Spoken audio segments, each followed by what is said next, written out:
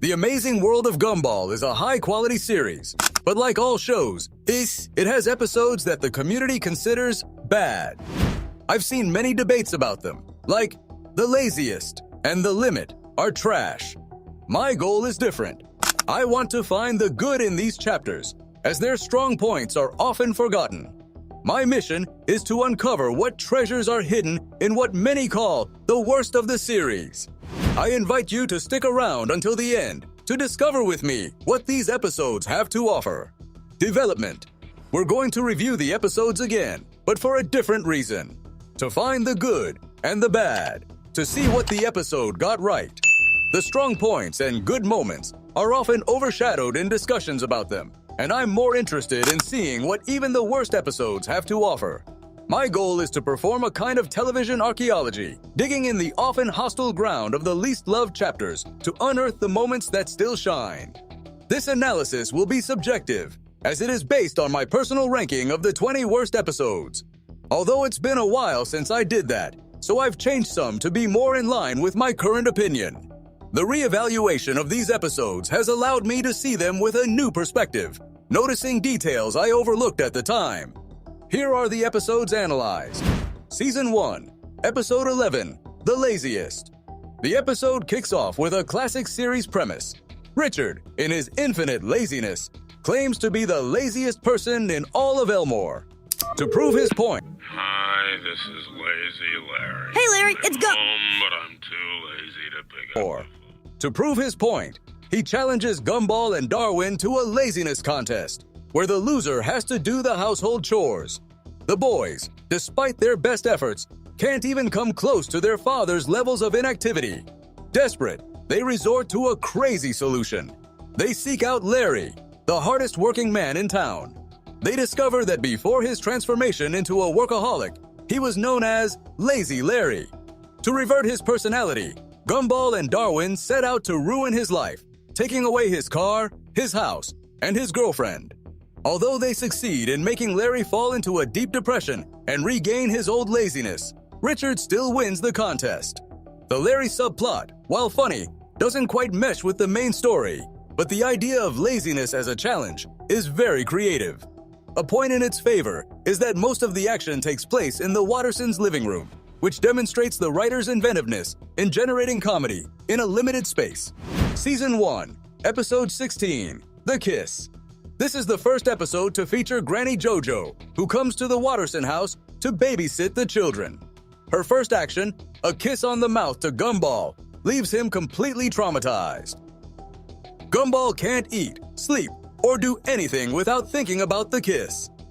Darwin, in a desperate attempt to help his brother, tries to make him go through even more disgusting experiences. The narrator admits that he doesn't hate this episode, as it belongs to the first season, a time when the series was still defining its identity. You can see how the characters were developing, showing their more original versions. One aspect that stands out is Granny JoJo's humor, a television nerd with a very carefree attitude. Her presence is memorable, as she is able to force Aeneas to carry her up the stairs, which gives rise to Demon Aeneas, one of the most iconic moments of the series. In summary, the episode is considered a win for everyone, as despite its cringe premise, it gives rise to moments that have stayed in the memory of fans. Season 1, Episode 19, The Robot. This episode marks the first major appearance of Bobbert, the class robot. At the beginning, Gumball and Darwin encounter him after he gets made fun of for being too robotic and rigid. Moved by pity, the boys try to help him act more human so he can make friends. However, in an unexpected twist, Bobbert takes their advice a bit too seriously. Instead of simply copying their behaviors, he decides the best way to be more human is to completely steal Gumball's life. Bobbert locks Gumball in a locker and impersonates him, but his imitation is so imperfect and robotic that it's hilarious. Despite this, and the fact that he acts completely strangely, no one in Gumball's family or his friends notices the change, which becomes one of the best running jokes of the episode. Despite being an early chapter, the narrator considers it a very good episode.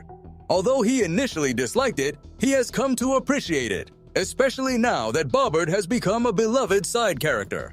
The climax of the episode is, without a doubt, the final battle in the Wattersons' backyard. Bobert's transformation into an upgraded combat form is epic and demonstrates the incredible power he possesses. The narrator highlights that Bobert's base form is already very powerful, but his transformation turns him into a monster. The scene is visually stunning and solidifies Bobert as a formidable and cool character.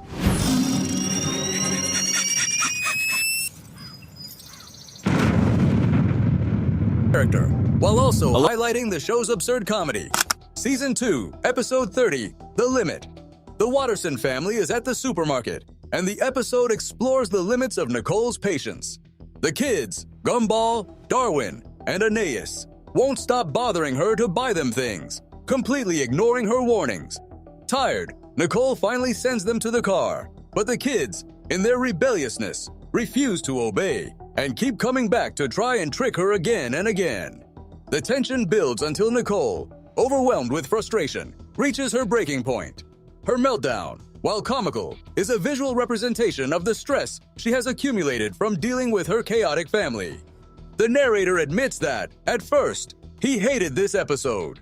He found it annoying to watch the family be so predictable and tiresome. However, upon rewatching it, he understood the true purpose of the plot. The family's behavior is designed to symbolize the mental exhaustion Nicole suffers from daily. The episode uses the supermarket setting very creatively for comedy. The writers take advantage of the aisles, the intercoms, and the shopping carts to create gags and chase sequences that could only happen in that place. In the end, the kids apologize, which closes the episode with a sweet ending that, according to the narrator, is a completely deserved happy ending. Season 2, Episode 32, The Promise. In this episode, Banana Joe, who is normally a happy-go-lucky and carefree character, is angry with Gumball and Darwin for not being good friends. Darwin, feeling guilty, promises Banana Joe that he will hang out with him over the weekend to make it up to him. The problem is that Gumball and Darwin already have plans for that weekend. To play a video game they have been waiting for weeks. The episode becomes a funny battle of wills between Darwin's promise to his weekday friend and his plans with Gumball, his best friend. Gumball tries to convince Darwin not to ruin their gaming weekend over a banal problem. The narrator considers the best scenes of the episode to be those without Banana Joe. He loves the dynamic between Gumball and Darwin when they interact with each other, whether they are looking for a seat on the bus or getting super excited about the video game they are going to play. Gumball's stance, who flatly refuses to sacrifice his weekend for Banana Joe, is notable and very in character. Although the narrator appreciates Darwin's loyalty, he believes the comedy arises from Gumball's exaggerated reaction.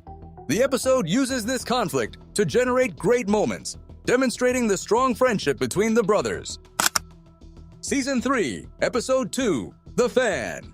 This episode introduces us to Sarah's obsessive personality. After a previous interaction where Gumball and Darwin didn't know much about her, they now discover a side of her they wish they hadn't. It's revealed that Sarah is obsessed with them, being their #1 fan, and having stalked them for an indefinite period.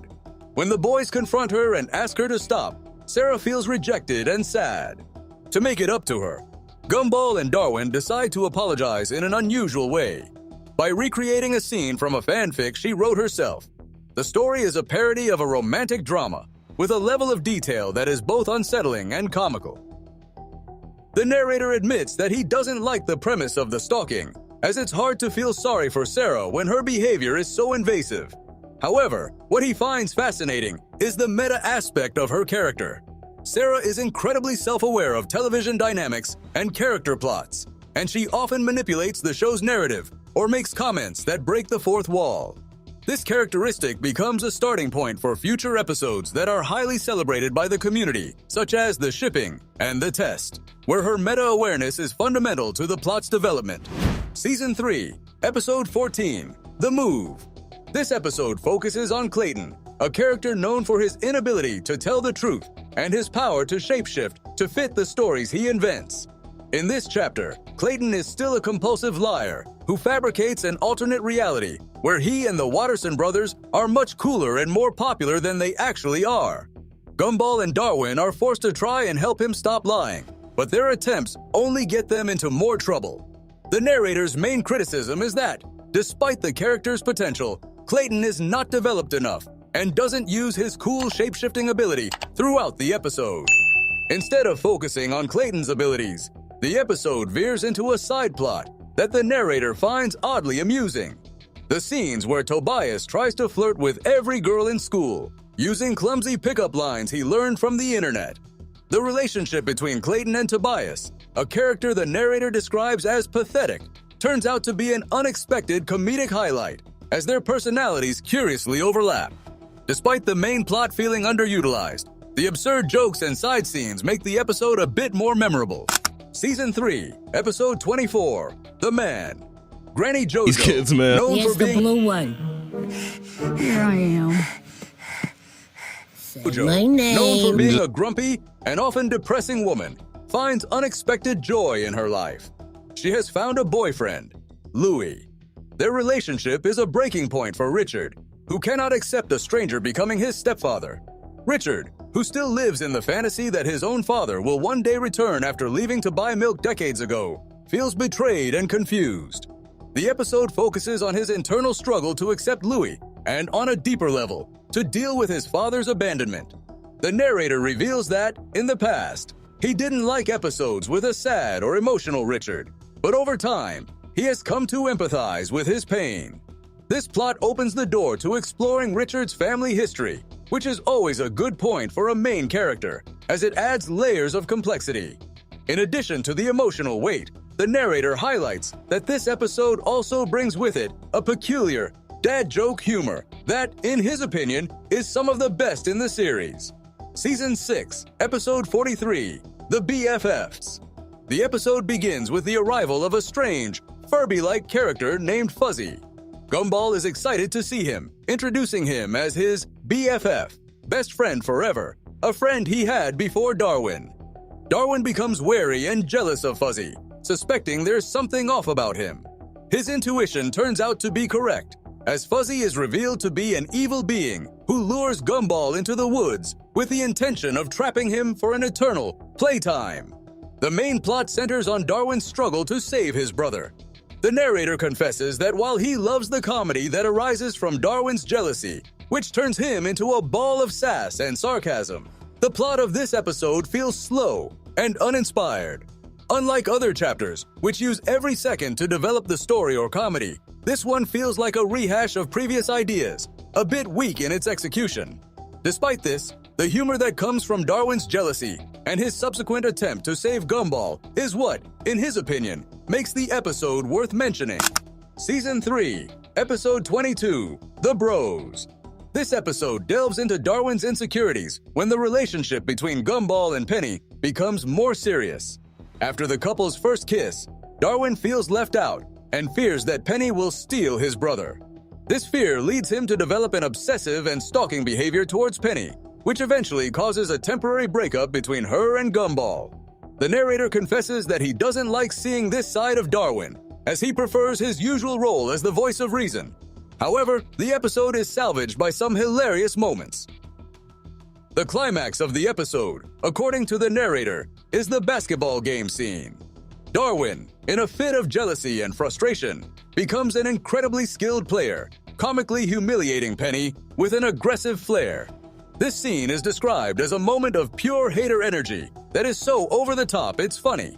It's in these types of situations that the episode finds its strength, rather than in the main plot. Although the central premise can be uncomfortable, the well-executed side scenes and gags manage to rescue the episode and make it memorable. Season 4, Episode 22, The Girlfriend. This episode is widely considered the worst of the entire series, and for good reason. It centers on the school bully, Jamie, who, after seeing the happy relationship between Alan and Carmen, decides she wants a boyfriend of her own. Since Darwin is the only person who doesn't immediately flee from her, he becomes her involuntary partner. The plot quickly spirals into a frustrating and chaotic mess. Jamie tries to force Darwin to love her and displays increasingly abusive behavior toward him and his family. Gumball tries everything in his power to convince Darwin to end the relationship, but Darwin, in his complete naivety, believes he can simply ride out the storm and wait for Jamie to change her ways. The narrator believes that the plot is an outright disaster, handling a deeply sensitive subject like abusive relationships, in a clumsy and irresponsible manner. It's hard to watch, and Darwin's passivity in the face of Jamie's behavior is incredibly frustrating. The episode feels more like a misguided attempt at dark comedy than a genuine exploration of character or a meaningful story. Despite all the chaos and the justified criticism, the narrator finds one single bizarre flash of genius in a completely random moment. Jamie delivers an absurd but surprisingly coherent, ancient knowledge comment about coconuts and milk, which the narrator says is the one and only thing he liked about the episode. It's a surreal joke that feels completely out of place, and yet is a small testament to the show's comedic core, even when the rest of the episode fails. Season 5, Episode 27, The Menu. In this episode, Richard overhears Gumball and Darwin talking about a supposed secret menu at their favorite burger chain. Dad! What's going on with your face? I think it's sword! What's that? Sweat made out of... Joyful Burger. Richard becomes obsessed with the idea and launches into an epic mission.